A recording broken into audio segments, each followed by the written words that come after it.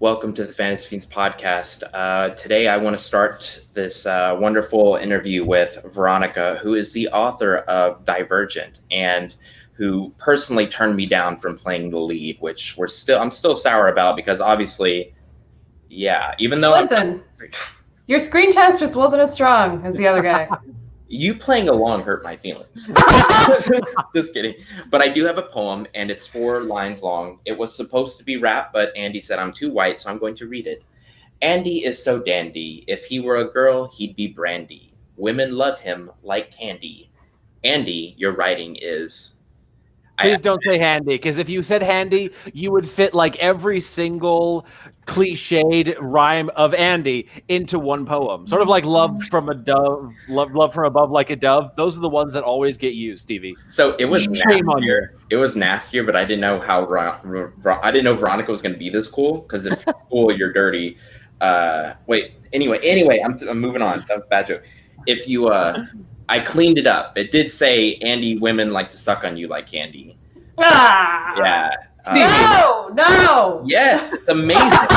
Thank you, Veronica. Shame him. We have a female employee, and luckily she's dating my brother. She looked over my shoulder and goes, "You're talking about your best friend author guy, right? And you said you suck him off like candy. What do y'all talk about on these podcasts?" So I think Fantasy Fiends, different kind of fantasy. For you in the word. Yeah. Stevie seems trapped in like the harem section of fantasy in his brain, at least. Yep. I had a guy tell me I should write romance because people make way more money in romance, and I told him my idea for a romance. He goes, "You look like a fantasy guy to me. You look like a sci-fi guy." You're like, hey. We have an awesome show for you, everyone. Again, we are here with the great, the awesome Veronica Roth. And today we have also an awesome topic that, Veronica, you came up with, right? Did I? What is it? It's after the chosen ones. Or save the world, then what? So it's based on your story, so. Yes.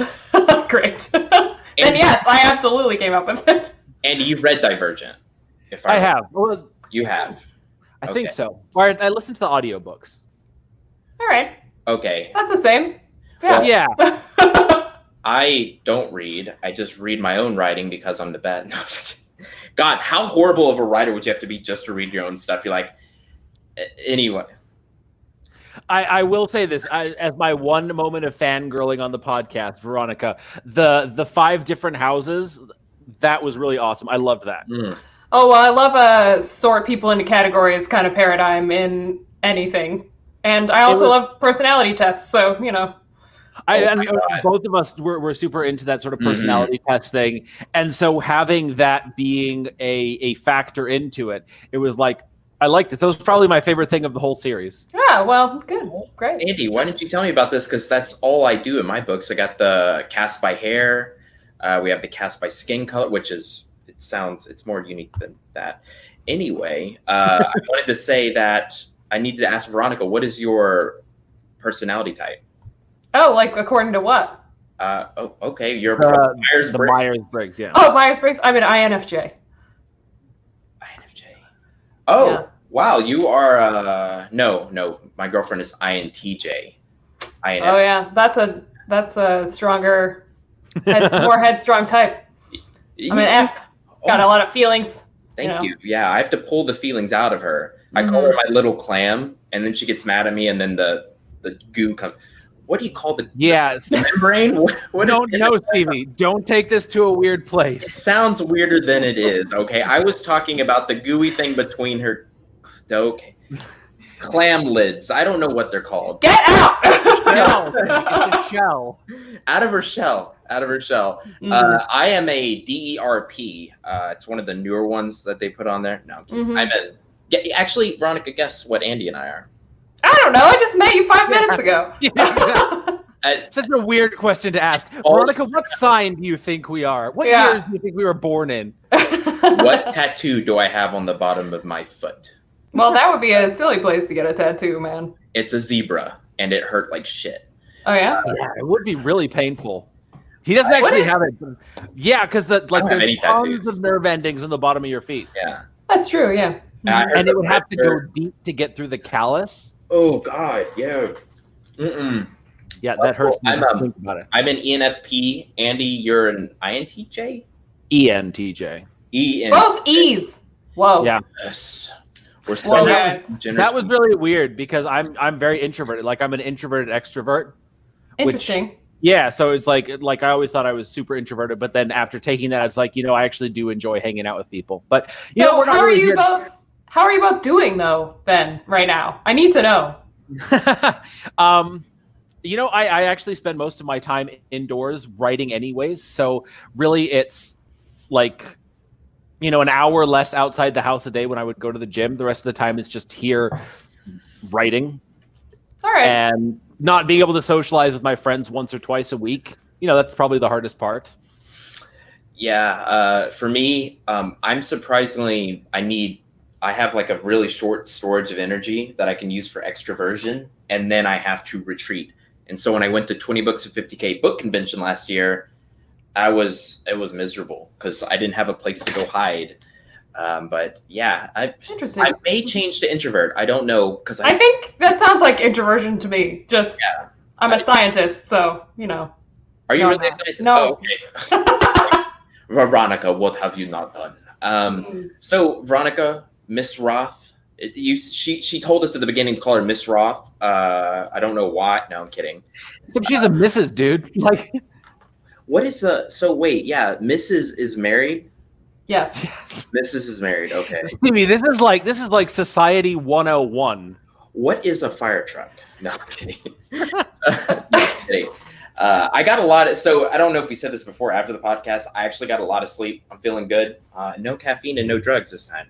So let's get on with the show. Veronica, can you tell us a little bit about Divergent, the series? No, we're talking about The Chosen Ones. Okay, I just thought she'd wanted.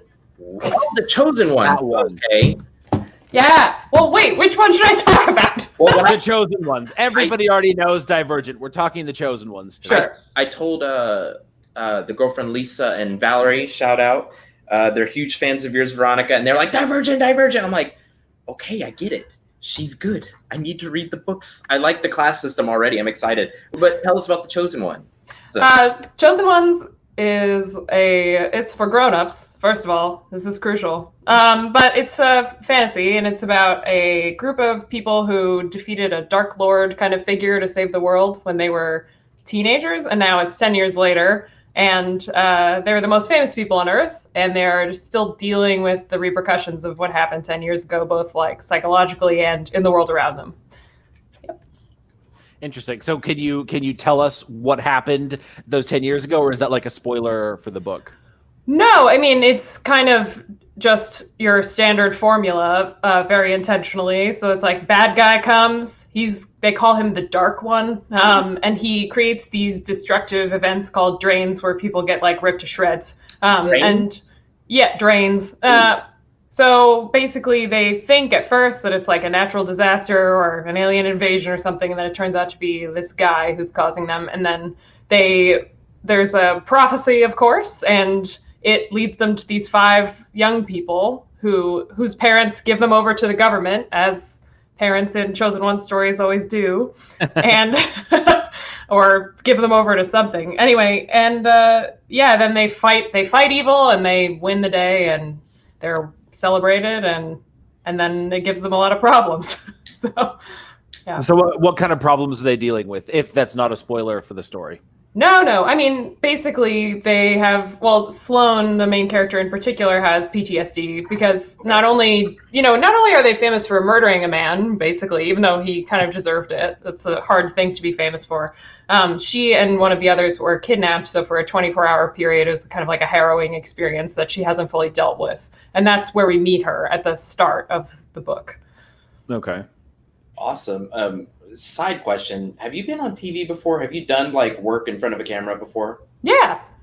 I can tell because you're looking at the camera. You're the first person on this show that's ever looked at the camera.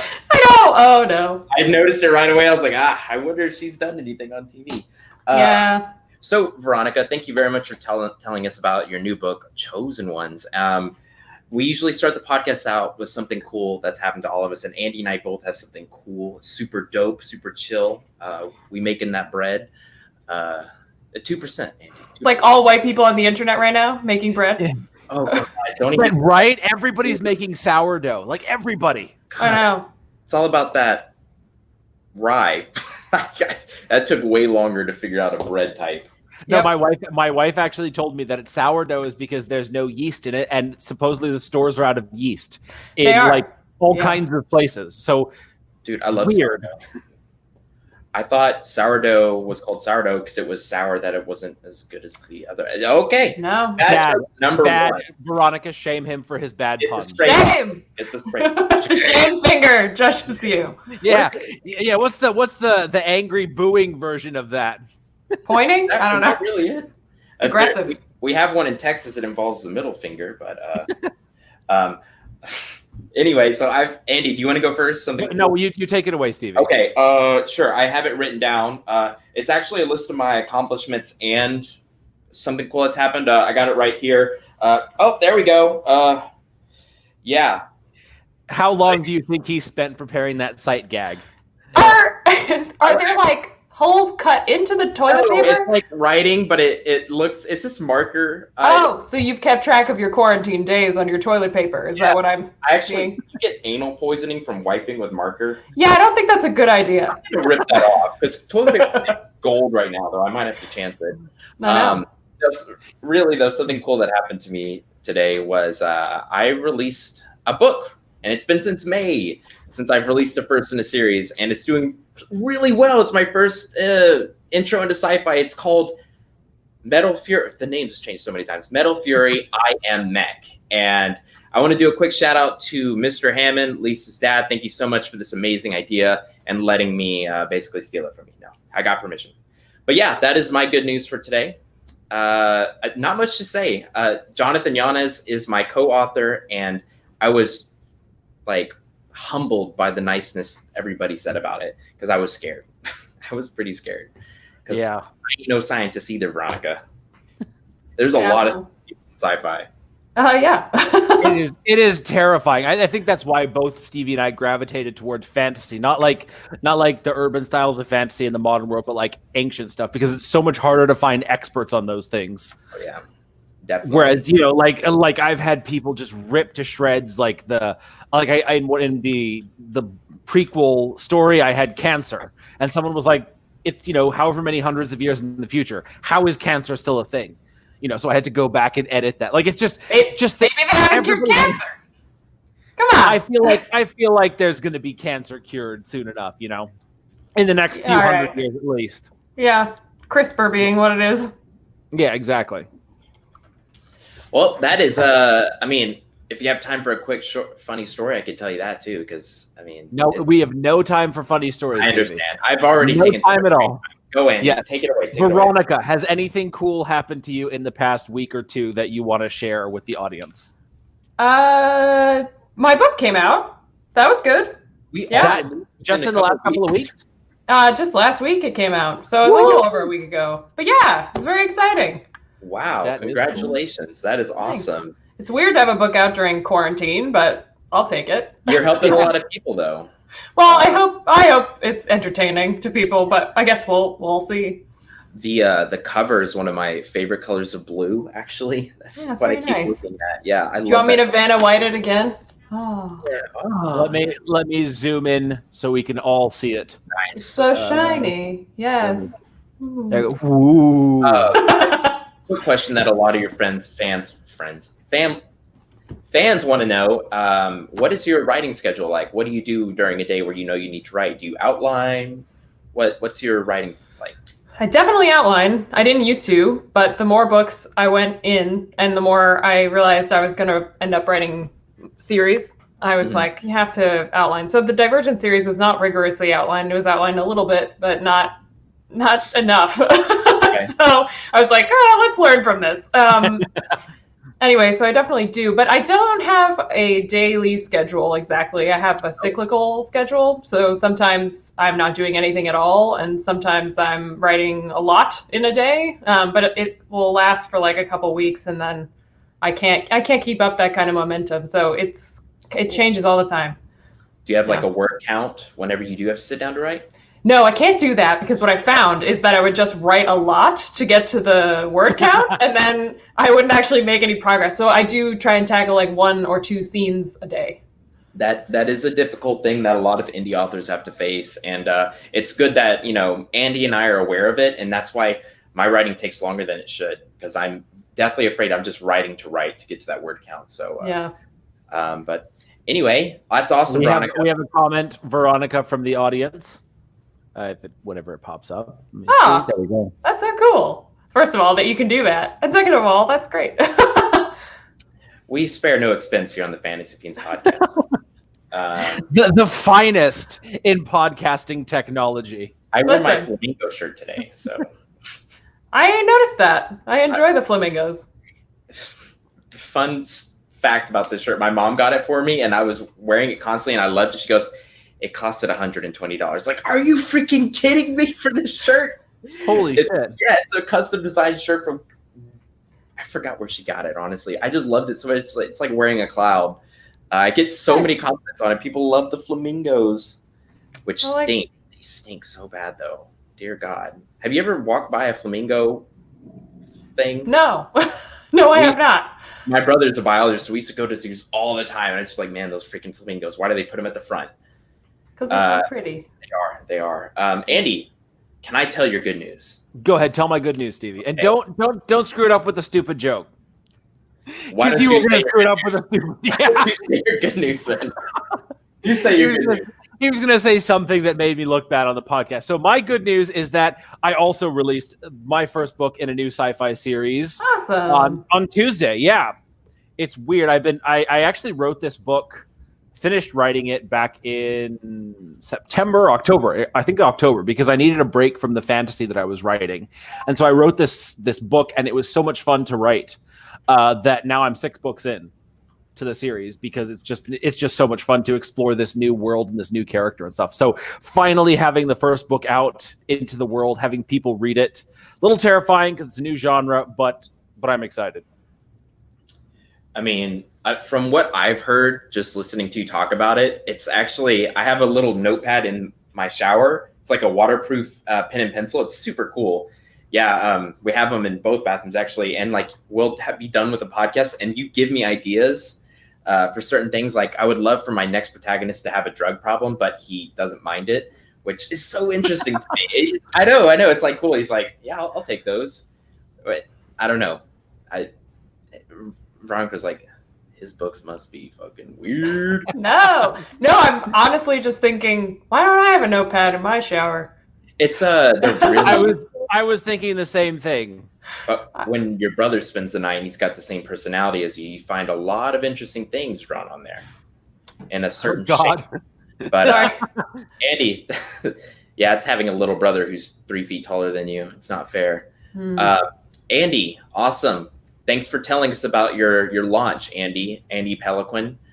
Thanks, Andy Peliquin. So we're gonna move. Just messing with you. All right. So today we are talking about Save the World. Then what? What happens now? And I would love to see. I think there's a few books out there that we get into the head of the protagonist right after they save the world. I can't think of it. Actually, yes, I can. Nicholas Eames has one, doesn't he? Nicholas Eames. Band? Yeah, the band is done.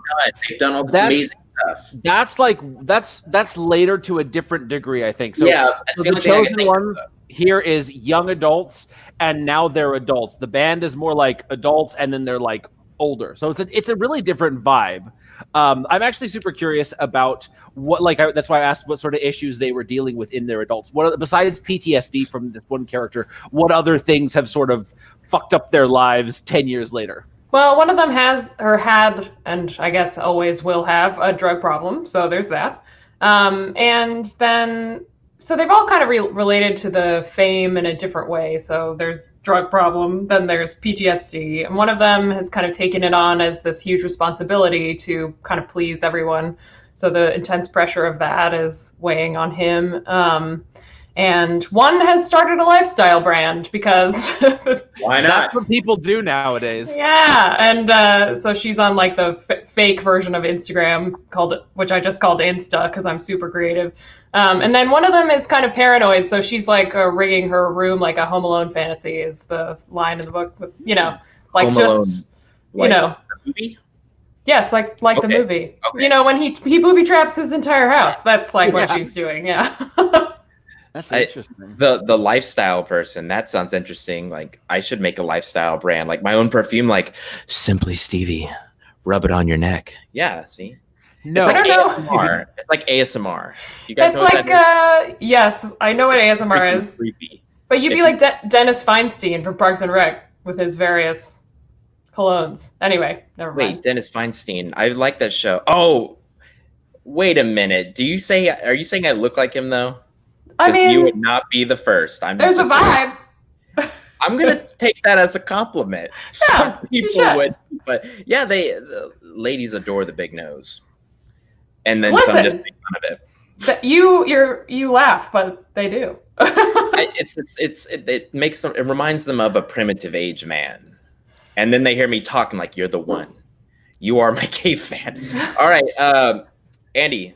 Awesome topic for today. back to sort of semi-intelligent thing, Stevie. Yes. Let's do it. It's kind of an interesting thing to explore of how you move forward after because like every story has the adventure, right? The high stakes and the big epic save. But then I think Lord of the Rings was kind of the first one to explore that with the hobbits returning home and finding that the Shire, but even then there's still that small element of adventure, and you never get the what comes next. So it's an interesting thing. What made you go this particular route with these various characters? Like when you were thinking about it, why did you choose these specific aspects? Well, I don't know. I think I had always been kind of aware of like celebrity culture, like you are anyone living in this country really, and being on the internet, like that's a part of it. And just thought about like kind of types that exist. But also, I mean, there's just a tiny grain of truth in it because when the movies came out, and everything got kind of wild after a while, I had a variety of reactions to that because I am a very introverted person who chose a job where I sit by myself for over a year. and then I had to like go be in public. And it got very weird for a little while in my life. And I think I kind of pulled from, I had, all those reactions. I had the like, let's take advantage of this and, for as long as I can. And then I also had the like, get out of my face reactions and no drug problem. But, I just think there's little grains of truth in each of them. And yeah, that's probably where it came from. That's really interesting. And now you chose Sloane with PTSD as sort of the main central focus. The character is the main character. Yeah. And how does her PTSD manifest? Well, she's got nightmares. She has also and flashbacks, I think.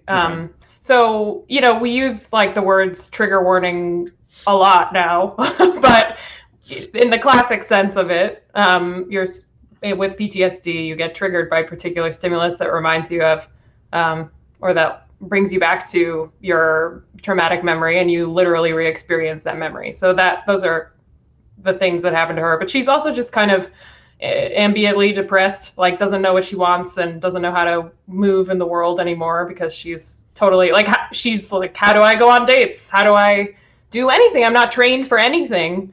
Except for defeating evil, which is not really like a job. And this is when the dark There's no evil to defeat. drains. Yeah. Sorry, what? So this is when the dark one kind of shows up around this time. Well, that was 10 years before. Oh, so that's who they defeated. Yes. Yeah. Oh, okay. I'm sorry, I was confused. Mm-hmm. You threw me off with the drain idea. I was like, that's just freaking gory. Yes. Yeah. Why'd you call them drains? Sounded horrible. I think that's why. True story. I have a phobia of drains. I think they're disgusting, and I don't like touching them. I just don't like them. I don't know why. Because like the hair builds up in there, and when you call it drains, I was like, okay, yeah, I got a picture in my head. drains. Well, it's also like all the matter in the area kind of like cyclones around a particular focal point, and so it's a little like water going down a drain. I think that's why I called them that. Oh, yeah, good idea. It kind of reminds me of War of the Worlds, where they put in the humans through the meat grinder at the top of the Alien. I don't know if you've seen that movie. That part screwed me up as a kid. It's like seeing the old late. But wow, yeah. So this is after the Dark One, and so the whole story is just about how they.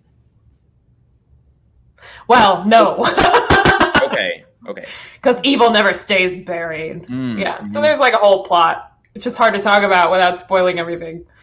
Yeah, because bad guys do bad things, and the chosen ones have to, be chosen ones and save the world again while dealing with shit. Yeah, or do they?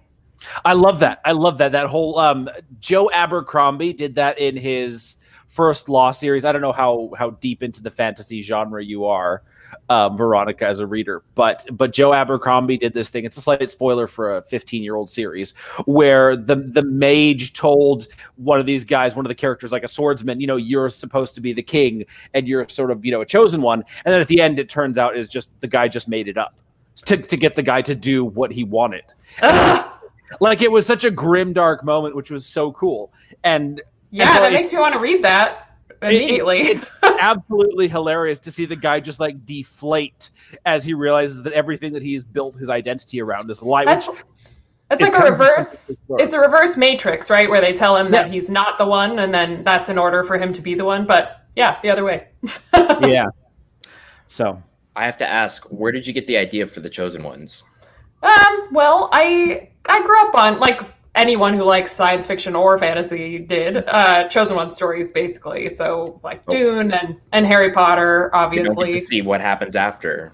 Yeah, I mean, you show us that. You do kind of, like, you see, you'll see like Paul Atreides like 10 years later in Dune Messiah, or in Harry Potter there's been kind of like epilogue kind of things, and then in Lord of the Rings, there's some that they go back to the Shire and stuff like that. But the central concern of those books is not the psychological impact of it, which is fine. That they don't need to be about everything, but I was curious about it. So yeah, the Harry Potter, don't they only, because I never finished the final book. I'm on the 5th one, and in the movie they just show him looking at a train, like he's older, and they have like the old graphics on him, and I was laughing at that. Yeah, it's a very glowy epilogue, and it's like when their kids are old enough to go to school. Cool. And it's like, but there's a whole gap there where, like, could he even go to the grocery store? Like, I want to know, like, what happened. Can Daniel Radcliffe still go to the grocery store? No, probably not. Probably not. Yeah, actually, I know this isn't about Daniel Radcliffe or anything, but he actually just went sober. It's kind of cool, because he had to drink to keep up with like the fame and stuff. So yeah. That's really sad. But yeah, we don't think about that kind of stuff with the fame. But today we're reading from the Chosen Ones today, right? Yep. Okay. Awesome. Well, is there any other books that have this sort of trope? What do you mean, Chosen Ones? Yeah. Yeah, like the After Effects. Oh, the After Effects. I mean, I'm sure they exist. This can't possibly be the first one, but yeah, I don't really know. Let me look at my giant list of notes. Was the Divergent series your very first series? Oh, that's a Chosen One story for sure. Yeah. I mean, it's not a fate-based Chosen One story, but it's like your brain is very special, and now you have to save us kind of story. Okay, I'm looking at your Amazon page. Oh. Yeah. Don't tell me anything that's on there. No, I love the covers. I really do. I'm just wondering, I think I asked, the Divergent series, was that your first series that you wrote? Yeah, there's one in between that I wrote that was more of a space fantasy, but there's Divergent, and then, yeah, that one is called Carve the Mark, which I have to say, or some publicist somewhere will be upset. You said Dune. Was that one of your early loves for, that's what got you into writing, was something like Dune? Yeah, I mean, it was certainly my introduction to like science fiction for adults. So that was the first book, because I previously to that I had read books for younger readers, as one does. And Dune was the first time I tackled something longer. For a lot of people, I think that's Lord of the Rings, but for me, it was Dune. I started with Lord of the Rings, but I was like, this is just freaking difficult. When you're like in third grade, I went to Redwall instead of Lord of the Rings. And then when I was in fifth grade, by the way, Brian Jacques, I think is how you say, he's dead. I didn't know that. I was like heartbroken when I found that out. Yeah. But that's where I started. But you started with, I think you're like, what are you, 30, 31? I'm 31, yeah. 31, Ooh, okay. Nailed it, Stevie. Well, Yeah, no, well done. I did my research, obviously. Oh, okay. Yes. First time in the history of the podcast that Stevie has done any kind of research ever. I feel honored. Absolutely. He's full of crap because he should know. I've actually had my snippet up lately. I've been taking this very seriously. I had to do a full organization thing, which is nice. Only for my cat to destroy everything. Yeah, just absolutely everything. So, Veronica, you write at home on a computer, Word or Scrivener? Scrivener. Oh, that was a joke. You actually use Scrivener? Yeah.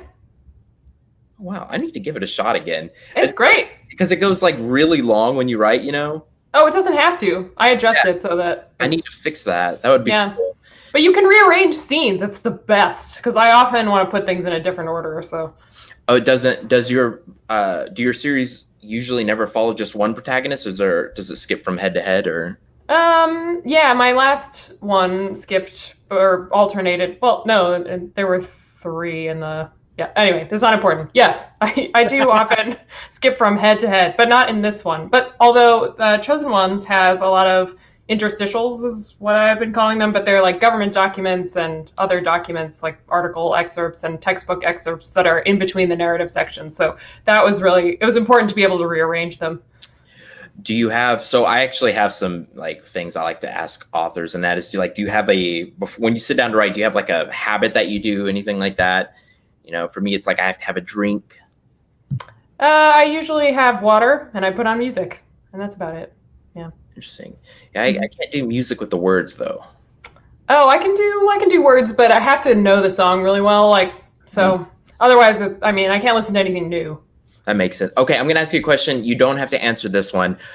2 of them. They're not bad though. And can we know if Chosen Ones is going to have a second novel? Yeah, it does have a second, and that will be it.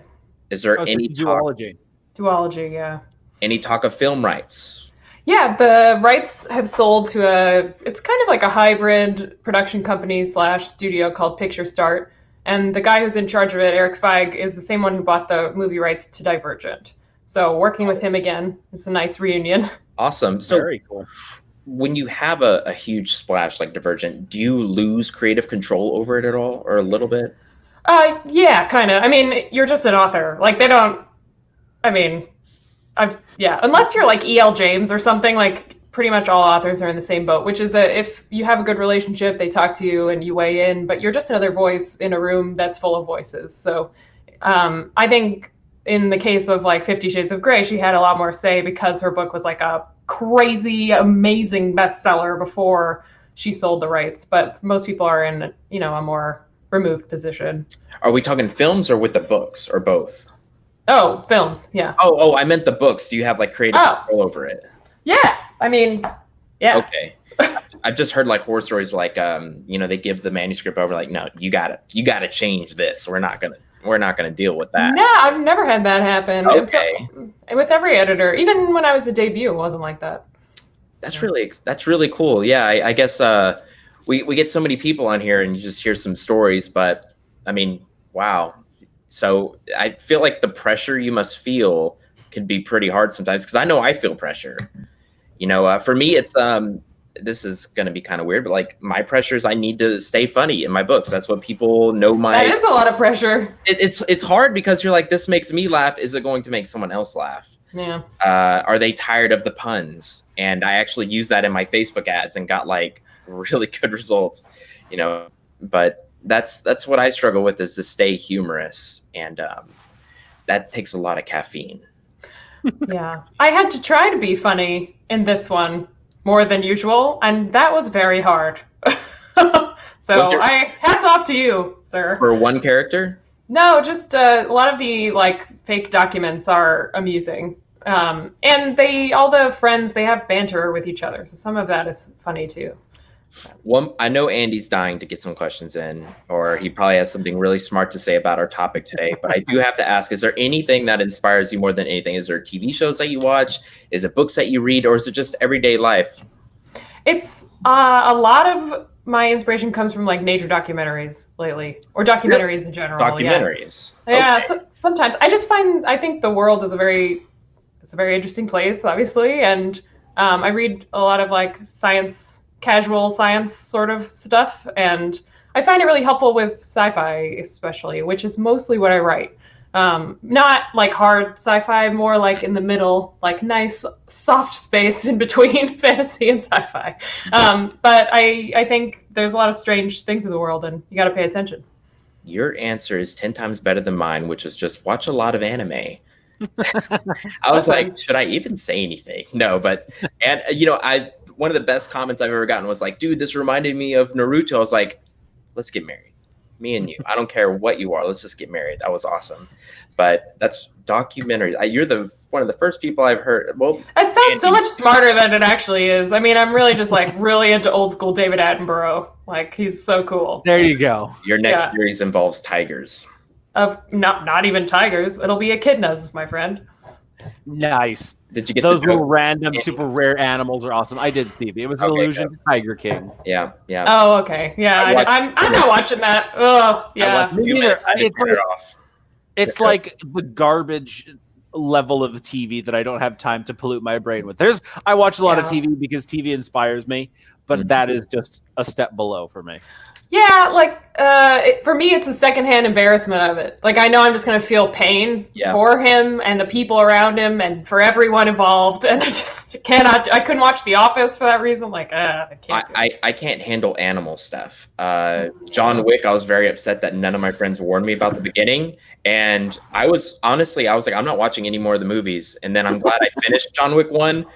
Never before have I felt so passionate about it. And I'm like, yeah, you get his ass. You get him. No. Well, that's the thing is like the brilliance of the movie is that with that one act, which I skip every time I rewatch that movie, but I love that movie.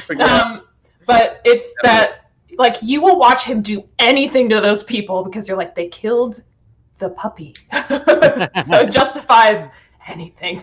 Seriously. Anything. And one of the best parts about those movies is he does so many of his own stunts. Like it's just Keanu. Keanu, yeah. And I think we're having our Keanu Day postponed this year. Wait, there was supposed to be a day, I think it was next month, where Keanu Appreciation Day? No. John Wick and The Matrix were coming out on the same day. The Matrix 4. It was called Keanu Day.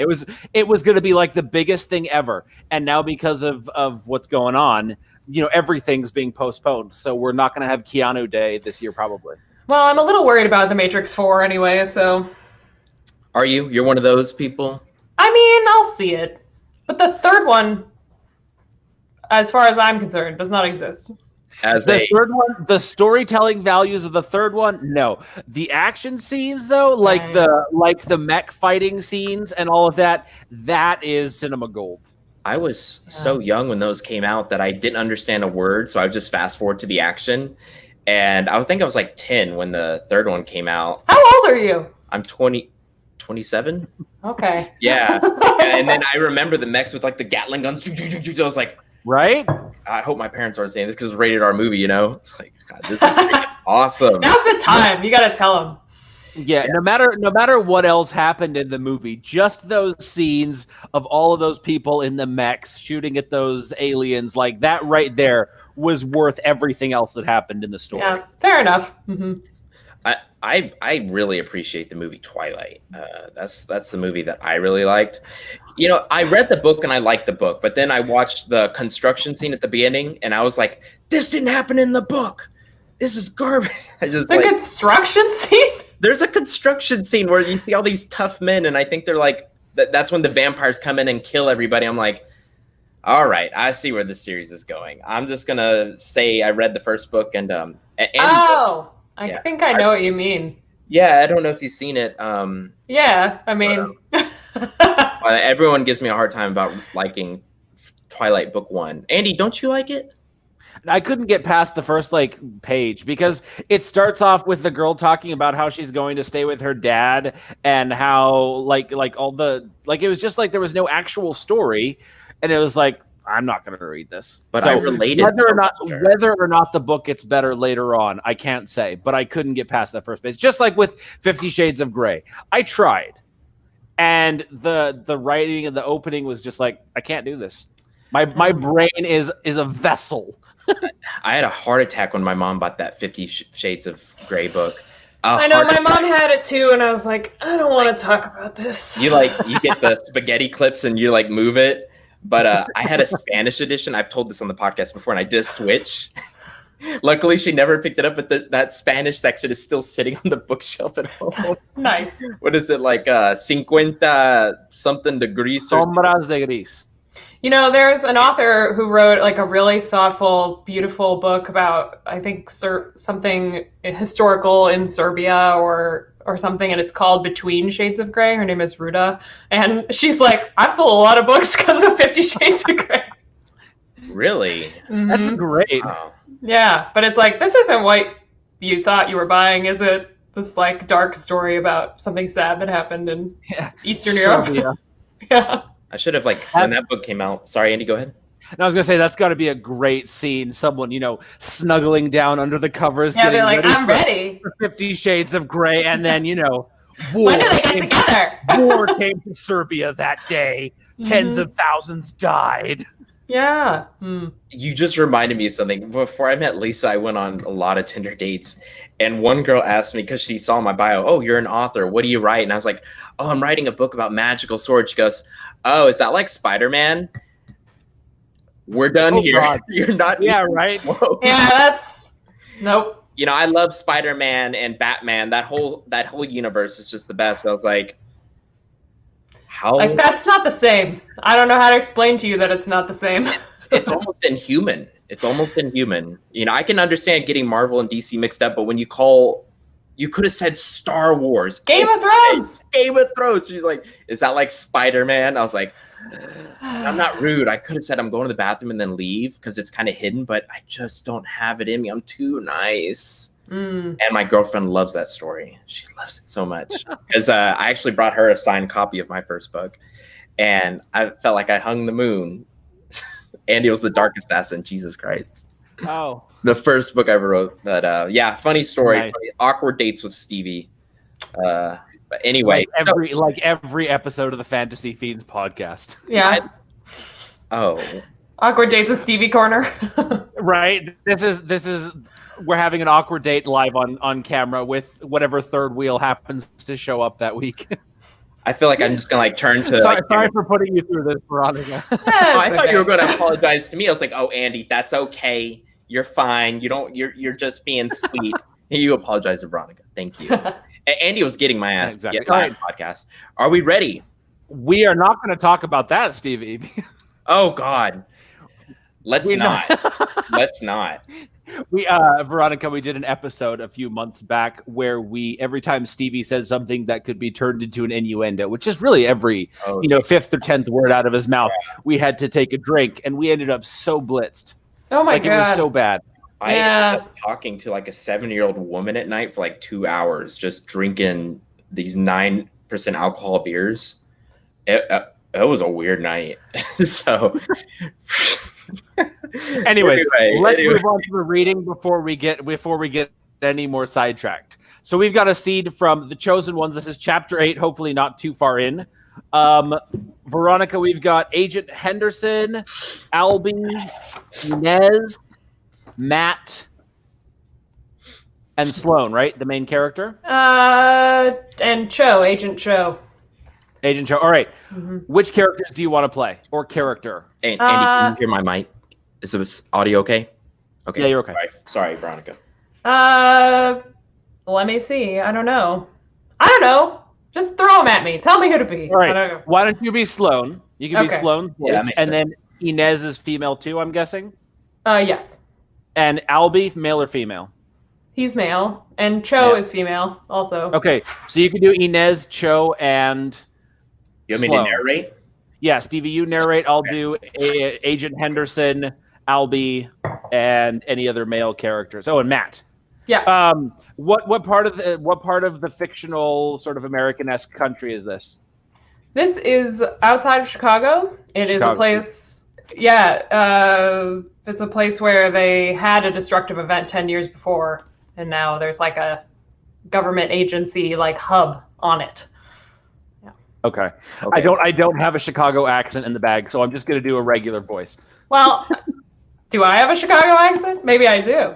I don't know. No, so we always try to do goofy voices on it, and I'm way better in fantasy because I can pull out all of the classic fantasy voices, but I can't do Chicago. I can kind of do New York, and I can do a great Los Angeles Valley girl. Your Irish one's really good too. He does it like by the zone of Ireland, don't you? Or you're like, is it Scotland or Irish? And I'm That's like, Scotland. I still can't do Irish. Anyway, that's impressive. It's very impressive, and he's always like, Stevie, shut up. No, I don't. I was gonna do an Irish accent, but I don't know how to do it. Do it. Read the story, Stevie. Alrighty, let's go. Chapter 8 from The Chosen Ones by Veronica Roth. Something was there. Sloane felt it as soon as she passed through the doors. Being inside the geodesic dome that housed Eris's public-facing front corporation, Calamity Investigation and Restoration, CIR, felt like being inside a giant golf ball. The structure was massive and white, the roof made of small triangular panels that held together in a curve. Fluorescent lights shone between the panels, so the whole place glowed like a Halloween decoration, making everyone's skin appear green. The people who rushed back and forth inside it wore either the standard government garb, black or gray suits with boring ties and sleek hair, or white hazmat suits with the hoods down. Agent Henderson waited for them by the entrance, checking his bulky watch. He held a leather file folder against the chest. When Sloane had first met him, right after Bert's death, he had been the definition of strapping, tall, muscular, and energetic. But he had gone soft around the middle since the Dark One fell. There was gray mixed with the red-brown of his beard now. He had a wife and 2 children, a mortgage, and a retirement plan. Hey, guys, he said with a grim smile. Sloane squinted at him a little. He looked not right, or maybe that was just the unsettled feeling inside her talking. Something was there, in the dome. She could feel it. How was the golf cart? Henderson asked. One hell of an engine in that thing, Albie said. Yeah, how much torque does it get? Like 369 foot-pounds? Inez said. And the RPMs. I forgot about this little comedy tag team, Henderson said, waggling his finger between Inez and Albie. See anything weird out there?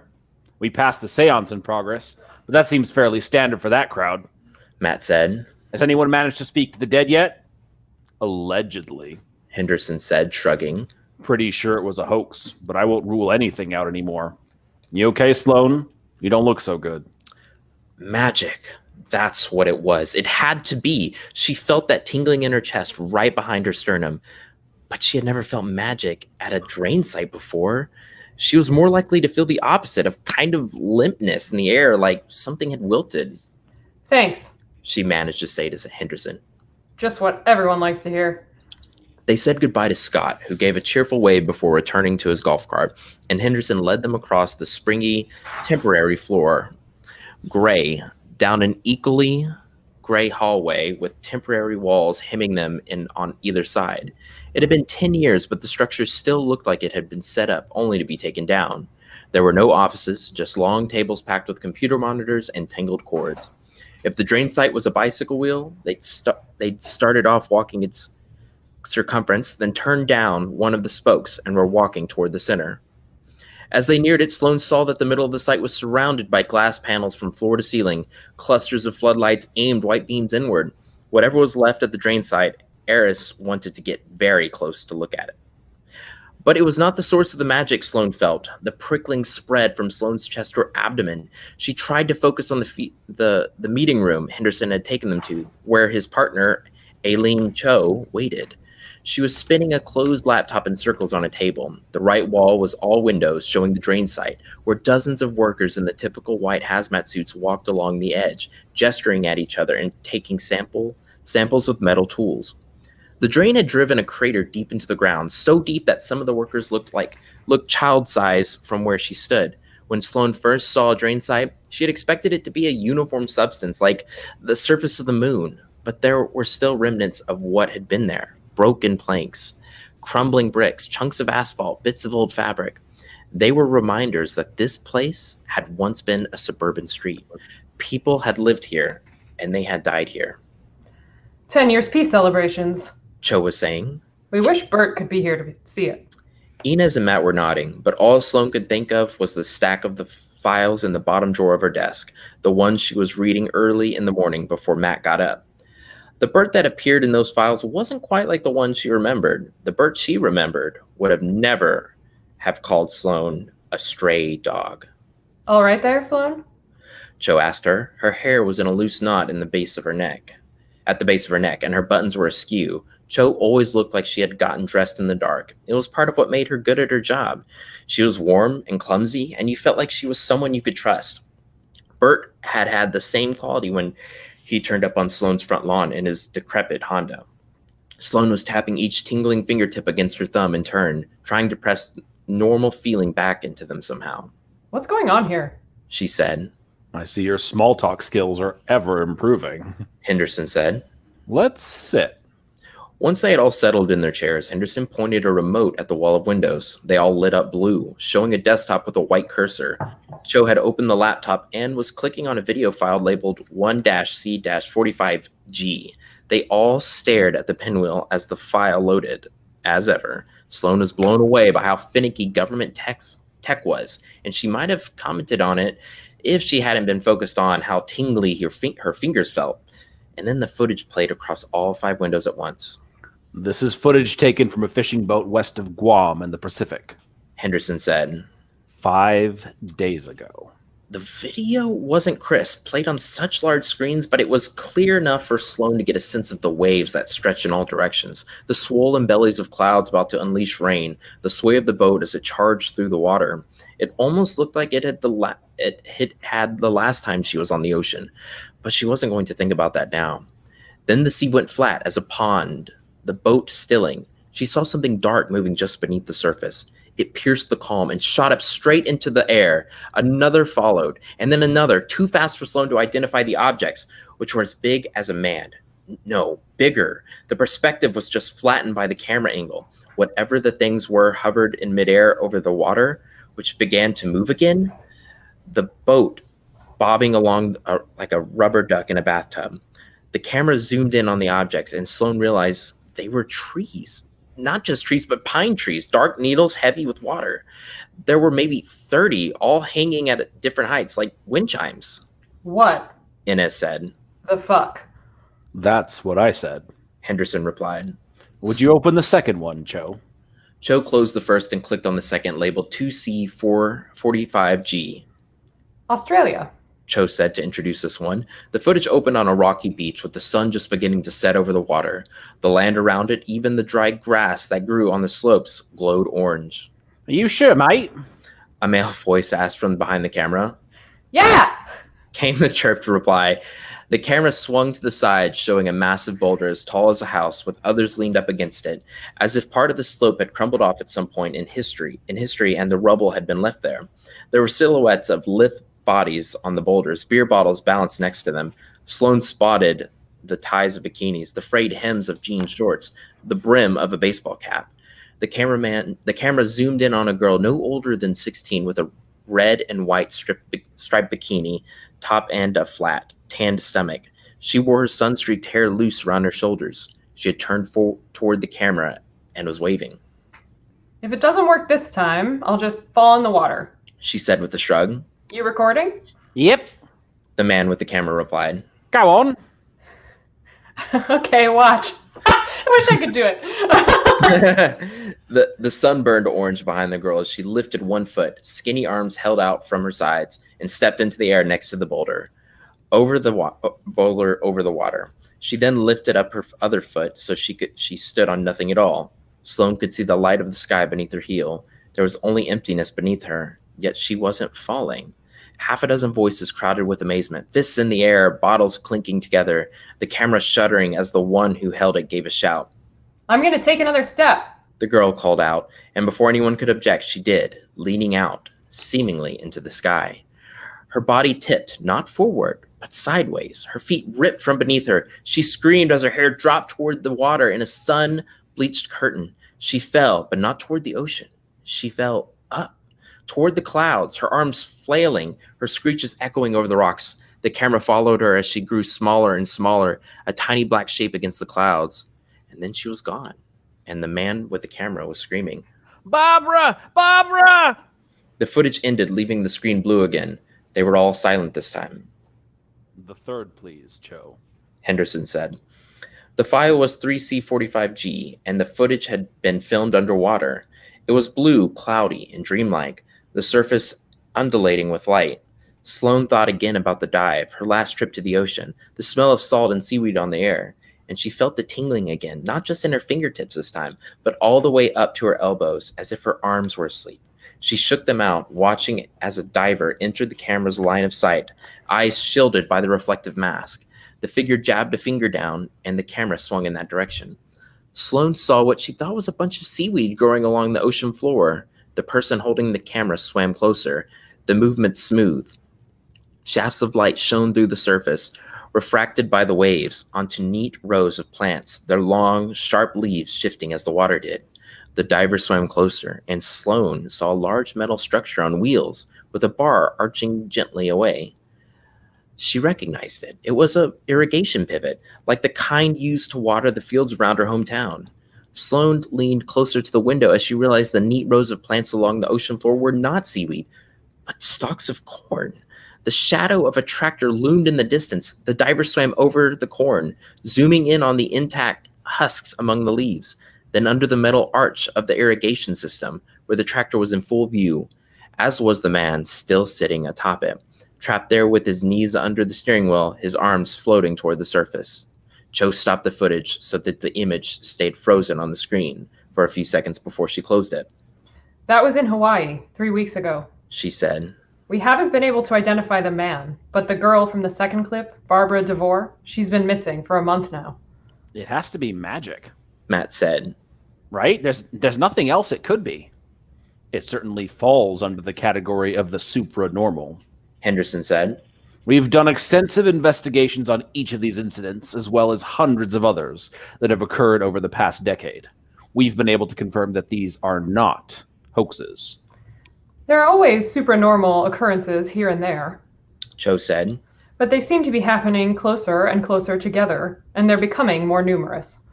Do you Albie swallowed so hard Sloane could see his Adam's apple forcing its way down. think the Dark One is back or something? Is that why you asked us to come here?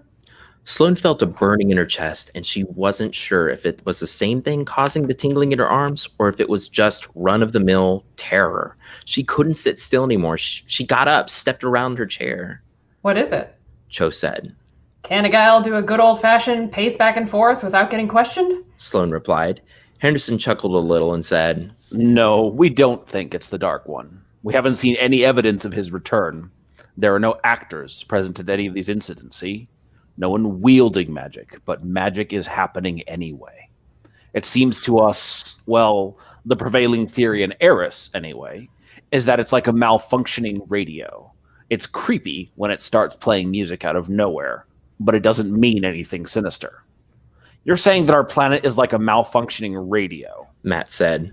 and that doesn't alarm you? Obviously, it alarms us. Cho said. But I'll take the source of Earth's magic being busted, or whatever this is, over the Dark One any day. Boom. We have to stop it here because we're running out of time. Yeah. And we don't want to spoil this super awesome revelation that is just around the corner, I hope. Definitely. Yes. And you can pick up this book on Amazon.com, and we will have a link below so you can just go down there in the, what are they called? The diddly-do. And click. It's also in every single bookstore everywhere. Yes, it is. It sure is. Yeah. I was going to make a joke, but I couldn't think of like a place we wouldn't find it. So yeah, that's why. Although I do recommend bookshop.org because it supports independent bookstores. That's right. What is it? That's a new thing that is connecting shoppers with independent bookstores because Yeah. you can't actually go into a bookstore now. instead of ordering online from one of the big chains, you can actually order from local independent bookstores and have them shipped straight to your home, just like it's great. Bookshout? Bookshop. Bookshop.com? How'd they get that done? Org. Oh, I was gonna say, like, wow, okay, that's awesome. Yeah, Yeah, I'd totally that's love great. to do that. Yeah, one of Barnes and Noble killed one of my favorite bookstores. Like, you could get a signature copy of R.L. Stine and Stephen King and Clive Barker at the same place. I was blown away. Whoa. If only I had like the money when I was 15 to get it. It's gone now. Oh, it was so awesome. You could just, it was like my own little magic store. Like, you just never knew what you were gonna find in there. That's so nice. Yeah, I've actually written it in a couple of my books. I love it so much. Yeah, it was called The Crow. Oh. They didn't even care about naming it something bookish. They're just like, whatever. Yeah, The Crow. It's dark, scary, it's like Poe, you know? Yeah, The Crow is like super Edgar Allan Poe. I mean, it's a raven, but you know. Sure. Yeah. Yeah. There are no ornithologists in this room. Speak for yourself. I tend to watch a lot of YouTube videos on ostriches. So, and as previously discussed, I'm into David Attenborough documentaries. That is very true.